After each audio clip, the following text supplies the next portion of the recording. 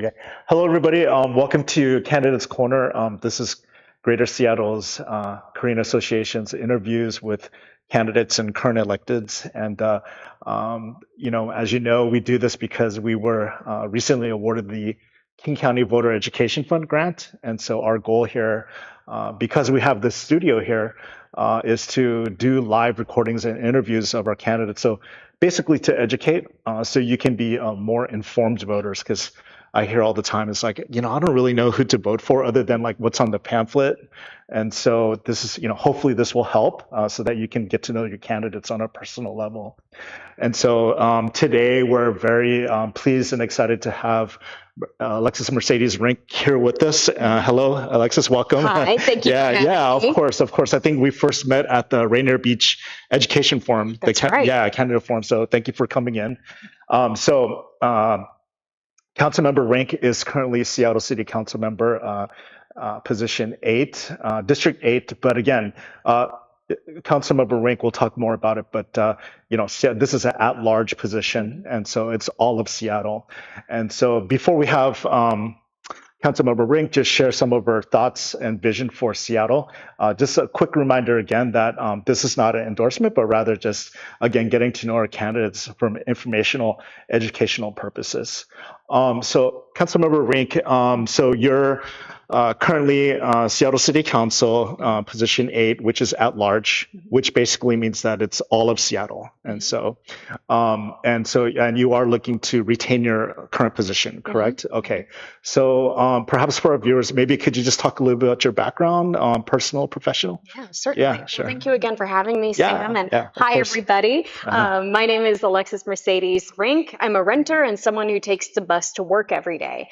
And I went from waiting tables next to the Space Needle to working on policy at the UW Tower to now serving you on Seattle City Council, fighting for a city that works for all of us and not just the ultra wealthy few. And in my career, I've really gained a reputation for bringing people together around solutions and making things happen. I got my master's degree at the University of Washington in public policy. And since then, I've worked across 39 cities, all 39 cities in King County, and with over 100 different organizations on housing and health for our communities. And we had a record-breaking win last year. And since then, I've been hard at work delivering on what the people sent me here to do. I've introduced and passed legislation to build more community-led affordable housing. I've secured $300,000 for funding to go towards our immigrant families in the wake of Trump's attack on immigrants in our community. And lastly, I partnered with Mayor Harrell to put forward Proposition 2, also known as the Seattle Shield Initiative, which will actually lower taxes for small businesses while asking our largest businesses to chip in a bit more so we can fund services that people know, love, and depend on. But I was brought to this work in the first place because of my own upbringing. I am really proudly raised by my grandparents. I was born teenagers who were caught in the cycles of substance use disorder, homelessness, and prison. But I'm here today because of good public schools with teachers who saw me and intervened when I needed it. I'm here because of the community center in my community, the Boys and Girls Club, the library, and I stand here today a living testament to when we invest in working families and young people, regardless of their beginnings, we can change generations. And I'm fighting for those resources every day on Seattle City Council.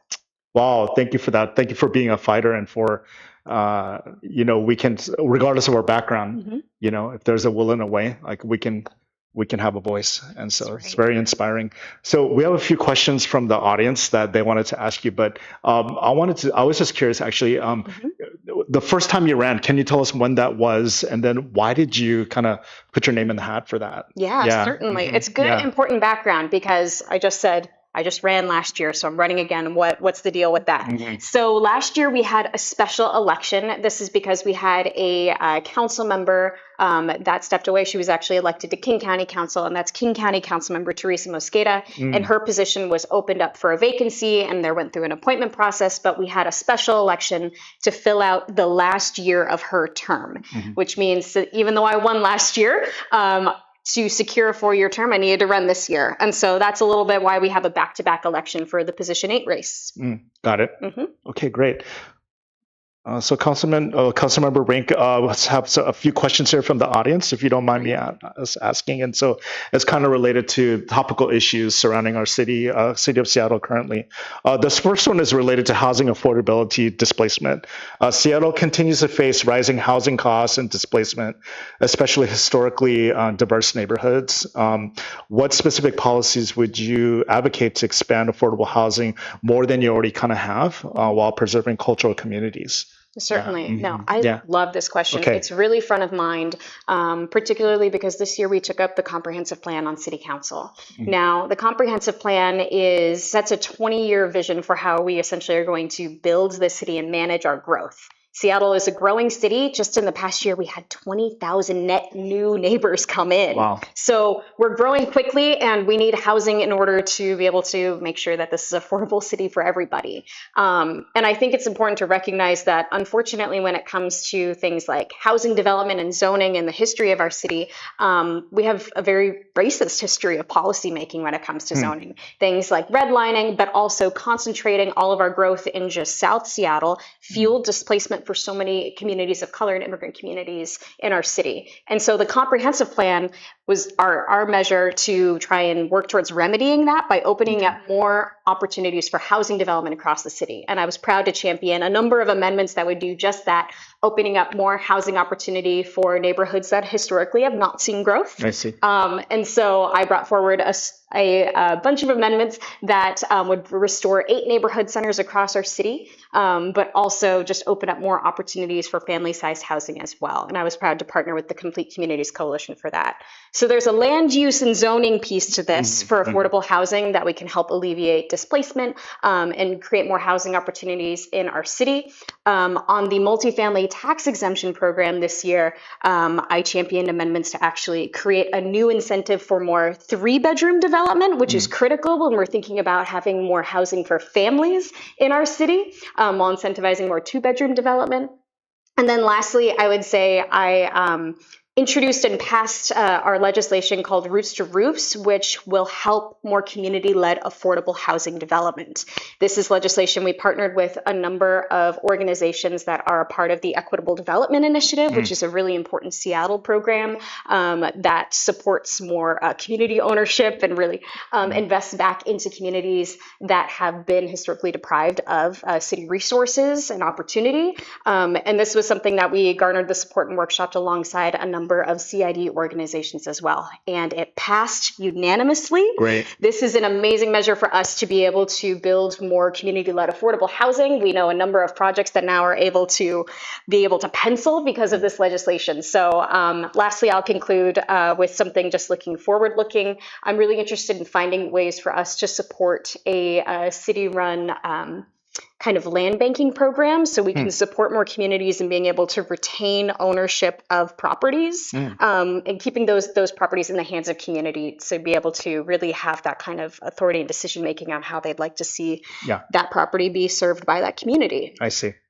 Well, thank you for your efforts in championing non-displacement and also non-gentrification for equal opportunity. Certainly. I want to talk about transit equity and for infrastructure a little bit. So regarding transportation, with ongoing efforts to improve public transit and pedestrian safety, how will you continue to ensure that the infrastructure investments prioritize underserved areas and reflect the needs of working class residents? Totally. Thank you for this question too. We're coming hot off the hill. So last year, voters very generously approved the transportation levy, which marks a huge investment into our transportation system. And I'd uplift this question excites me a lot because I'm actually the only member of Seattle City Council who doesn't own a car. Oh, really? Yes.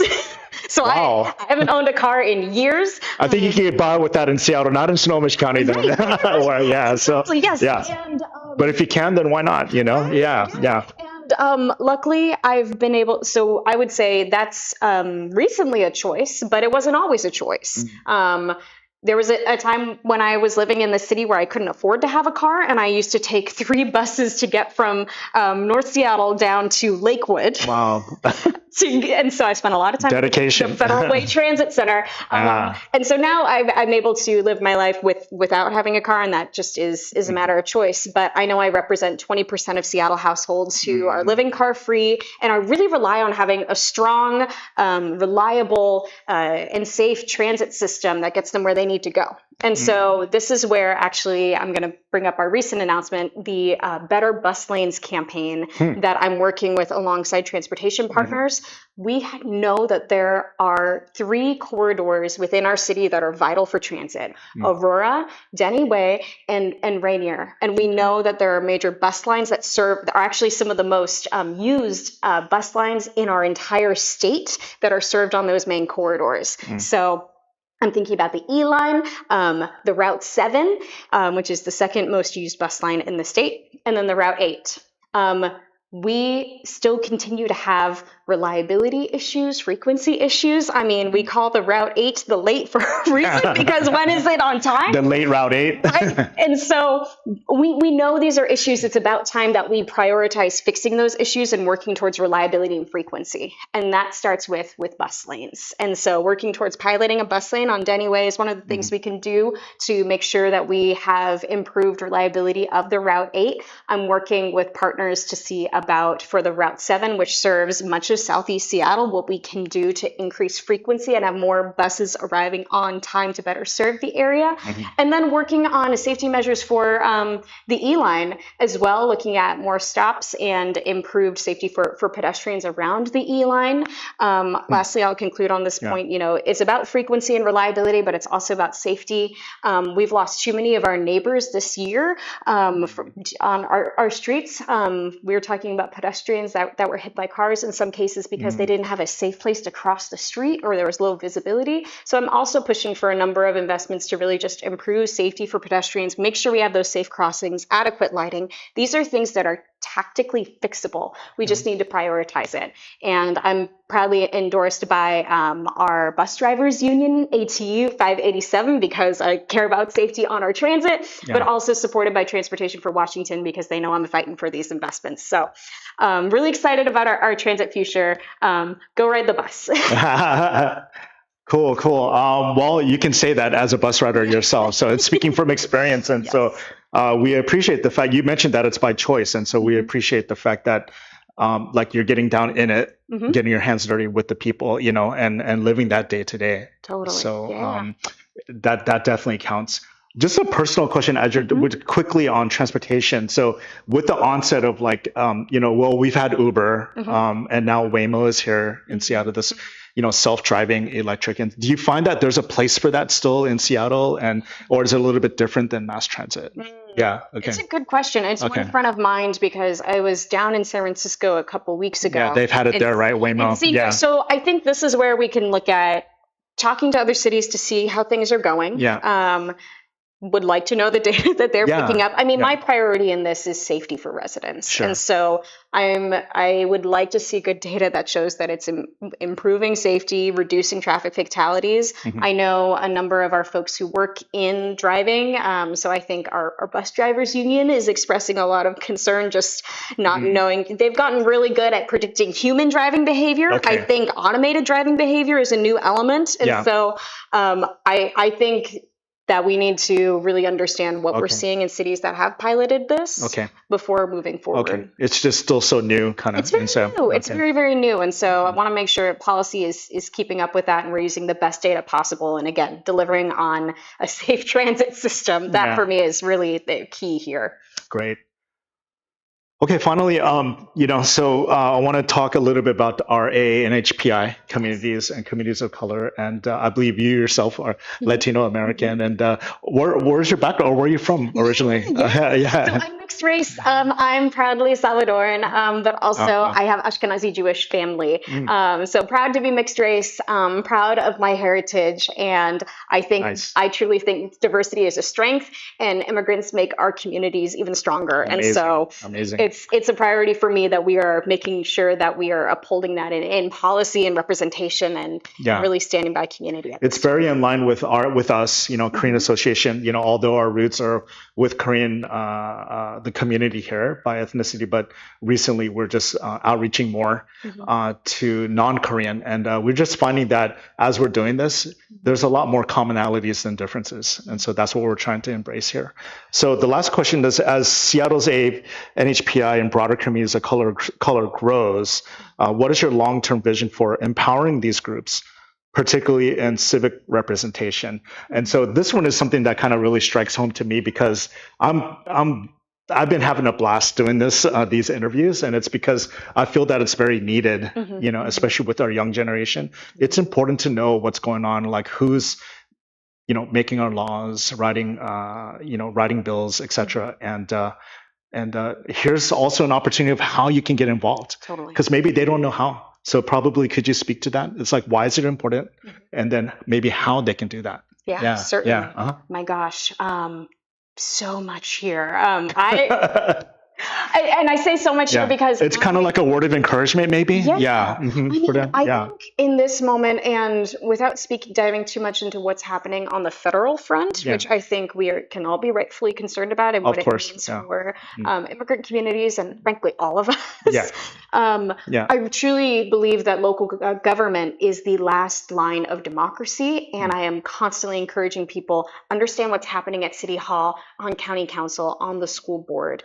We have a lot of power here. We have a lot of power to be able to really chart a path forward of what our community looks like and how we take care of each other. And I think representation is tremendously important. This year we've actually had 2 vacancies on council, and I nominated Eddie Lynn for the District 2 appointment. Oh, you nominated Eddie? Yes, okay. I nominated Eddie. Interesting. Okay. And one, because, and anyone who knows about his candidacy, he's an expert in his own right, brings a ton of experience in housing, but also just the importance of representation and recognizing that there is an NHPI population here in Seattle that's not currently reflected on City Council. And well, if he's elected, I guess he'll be the first in like 40 years. The last one was Ruby Chow, which was 40 years ago. Yeah, so obviously I've endorsed him. There you go. For District 2, and hopeful to see him winning this year. Okay, cool. But I would also say, I think it's incumbent upon every office to take every effort to be really opening up the halls of power. So in my team, we have one member of our team who's actually trilingual. He speaks Vietnamese and Spanish. Nice. And that was an intentional hiring decision to make sure that we could kind of bridge those connections to folks who are more disconnected from City Hall.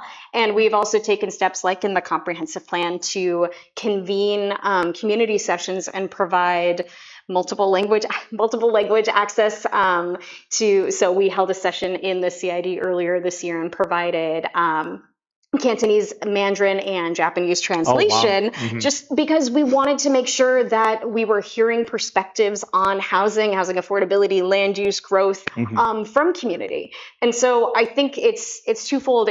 We should be holding electeds accountable to really opening up our offices and bringing people to the table. We need representation, and similarly, we need more spaces like this where we're just making this all more accessible. I want folks to know who I am, what my office is about, and how to reach me. And I'm very easy to find if you go to the City Seattle website, or even just through the campaign as well.